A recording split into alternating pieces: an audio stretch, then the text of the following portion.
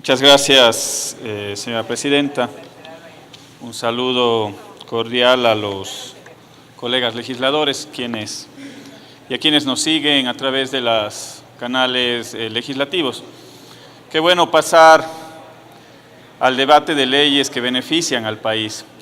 Luego de una serie de sesiones en las cuales hemos tenido el tratamiento de algunos temas que pueden ser importantes, relevantes, sin lugar a duda, pero son resoluciones que, más allá de lo que pueda este Pleno de la Asamblea Nacional resolver, yo creo que este tipo de debates son mucho más beneficiosos para los habitantes, para los ciudadanos, para nuestros mandantes.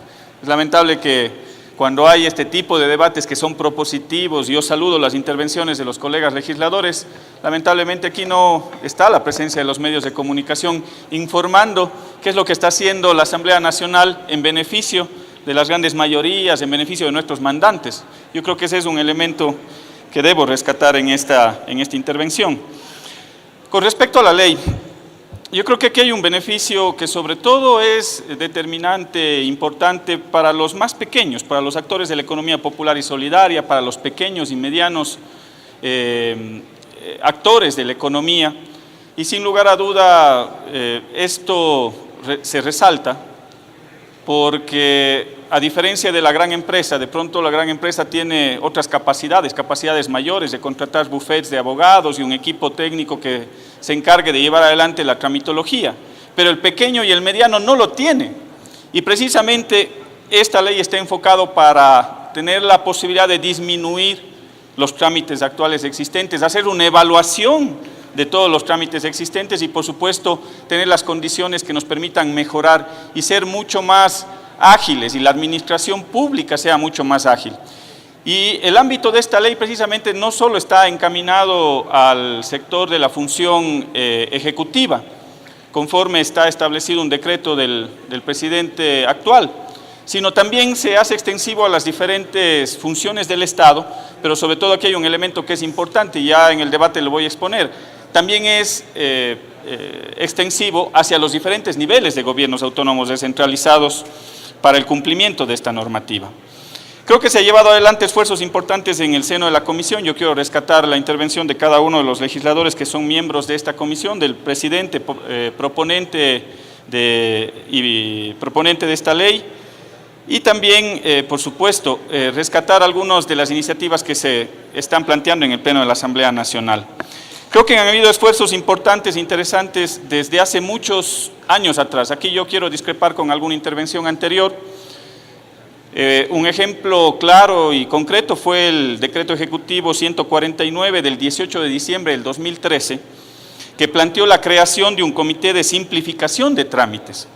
Eso lo hizo el anterior gobierno, el gobierno de la Revolución Ciudadana, y precisamente eso se lo dio en el marco de esa preocupación que teníamos por lograr optimizar al sector público y sobre todo en lo que le correspondía a la función ejecutiva.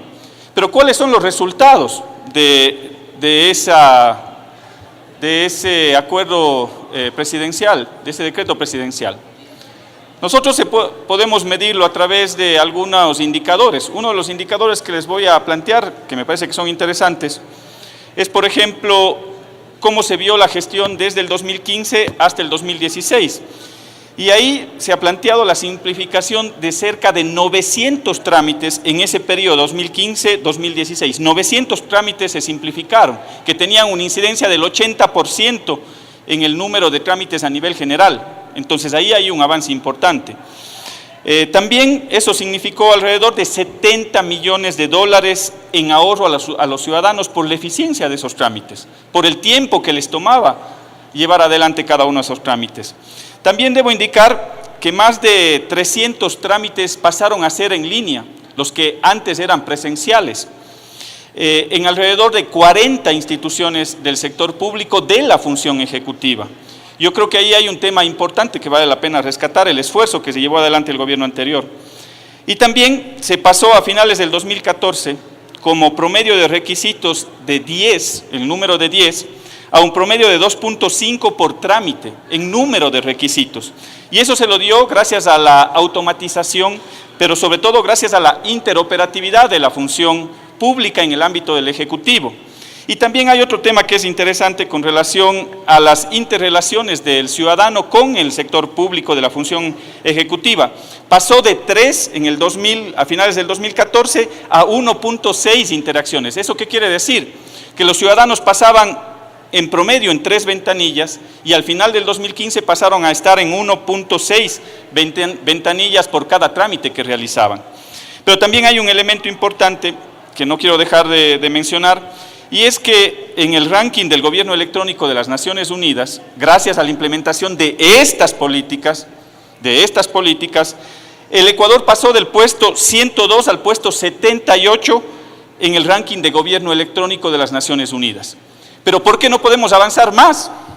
Porque precisamente aquí hay un limitante, que la aplicación de ese decreto ejecutivo de parte del presidente anterior, del presidente Rafael Correa, solo estaba dado para la función ejecutiva.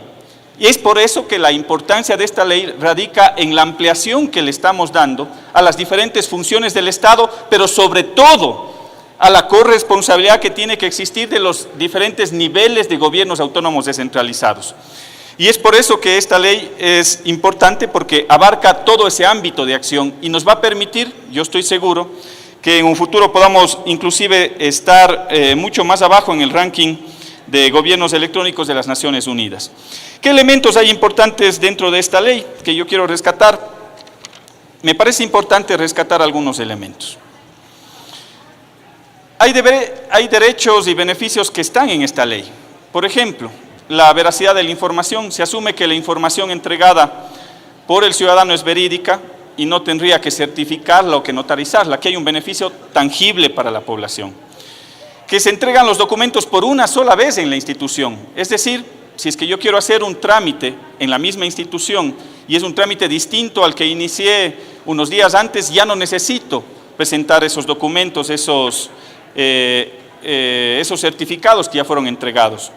Un tercer elemento, hay la obligación de informar sobre los estados y avances de cada uno de los trámites que lleva adelante la institución, que se lleva adelante dentro de la institución. Yo creo que este es un requisito o este es un elemento, un derecho que parecería normal, que se debería cumplir, pero lamentablemente en algunas instituciones no se cumple. Y eso se presta para que incluso se pueda facilitar el apoyo de alguna palanca, entre comillas, para poder agilitar ese trámite, con el concerniente pago en algún momento, podría darse en algún momento. Hay otro tema que me parece que es importante, que es la obligación de informar los requisitos al ciudadano. Eso tiene que estar establecido en una página web y tiene que estar adecuadamente informado. Y también se genera un registro único que nos va a permitir llevar estadísticas de los trámites, tiempos promedios, número de requisitos y en base a esa información poder homologar los requisitos dentro del ámbito público. Hay otro elemento importante que tiene que ver con la creación de un ente rector, que es el Ministerio de Telecomunicaciones, que les da facultades de coordinación, de articulación y que propende a reducir la tramitología dentro del sector público. Y un último elemento que quiero rescatar, que hace referencia a plantear la acreditación de la identidad. ¿Qué se exigía en una institución del sector público? La cédula, o si no, no puede avanzar con su trámite. Y la licencia, y el pasaporte. Y cuando se implementan ya mecanismos como la huella digital o mecanismos biométricos, yo creo que esos son elementos básicos para poder acreditar la identidad de un ciudadano y que hoy se incorporan dentro de esta ley. Yo creo que esto es importante y vale la pena rescatarlo. Pero hay dos fortalezas, y en el tiempo que me queda, que quiero rescatar. Una que tiene que ver con la DINARDAP, una instancia que se creó precisamente en el gobierno anterior. Tiene un minuto, y lo que busca esta instancia es interoperar más de 40 bases. Actualmente ya interopera más de 40 bases de datos y lo que le estamos planteando dentro del proyecto de ley es que toda la institucionalidad pública tiene que estar atado a la DINARDAP para que el ciudadano no tenga que estar entregando permanentemente la información que ya reposa en una base de datos que tiene a su cargo precisamente esta institución. Y también me parece importante rescatar la creación de mecanismos de pago electrónicos que va a evitar las demoras y sobre todo número de viajes que tengan que hacer los ciudadanos para la utilización de dinero en efectivo y poder hacer el pago.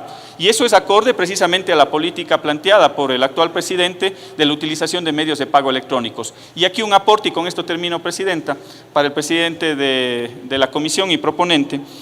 Precisamente en una de las transitorias, en la transitoria sexta, se establece que en 365 días las instancias de la función ejecutiva dispondrán de esas plataformas de pago en línea.